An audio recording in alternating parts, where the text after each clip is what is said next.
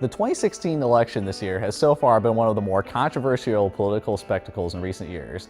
This, of course, attracts the attention of some of the kings and queens of spectacle. That's right, I'm talking about musicians. Many musicians have taken a political stand to this election in a variety of ways, expressing either their support for a candidate or making a completely negative statement in response to another candidate's actions. Some artists are even fed up enough that they've decided to run themselves in 2020. Let's take a look at just some of the few most publicized incidents. Many artists have made a point of taking a less than positive stance on Donald Trump's campaign. The White Stripes were outraged when they discovered that a non-profit conservative group was using their hit song Seven Nation Army to promote Donald Trump's campaign. In response to this, they started selling t-shirts with the phrase "Icky Trump" as a parody of their song Icky Thump. This, however, is nothing new in particular, as artists have always had a problem with the usage of their music in political campaigns. The thing that makes this election so much more interesting, though, is the number of artists who have made music that explicitly discusses the presidential candidates. Indie rock band Death Cab for Cutie is one in particular that made the anti-Trump song $1 Million Loan, complete with a music video to drive their point home.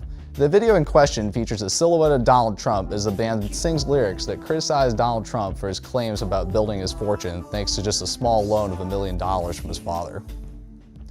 Underground rappers even threw their hats into the ring, with rappers like JPEG Mafia trying to make a statement on the outrage everyone is feeling during the election. His song, "I Might Vote for Donald Trump," is maybe one of the edgiest rap songs of 2016. The video features JPEG parading around a conservative suburban neighborhood as he taunts everyone over his controversial opinions. Although this may not be the most focused political message, it still stands as an example of the fervor this election has inspired among musicians. Not all of the music centered around the election has been focused on Trump, though. 90s punk dance band Le Tigre created a pro-Hillary song called "I'm With Her." As the first song to come out of the band in a decade, the song stands as a simple power ballad. It discusses the band's pro-feminist stance and how they believe Hillary is a good example of this agenda. The video then features the band dancing in between a bunch of footage of some political protests. Weird Al also threw his hat into the ring with his own election song. The song is titled "Bad Hombres, Nasty Women" and is accompanied by a parody video in classic Weird Al fashion. In the video, Weird Al moderates auto-tuned clips of debates between Trump and Hillary as Weird Al asks the two candidates to just try and get along. Weird Al is inevitably pulled into a wormhole at the end of the video as he fails to achieve his goal. One takeaway from all this music seems to be the vast gap in anti-Hillary versus anti-Trump music.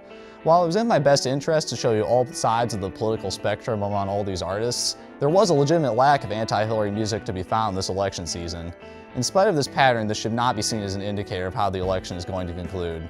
The music industry tends to be more liberal, so nobody should use it as an indicator of any future results. However, the music that does exist shows that this election is certainly one that won't be forgotten by the American public anytime soon.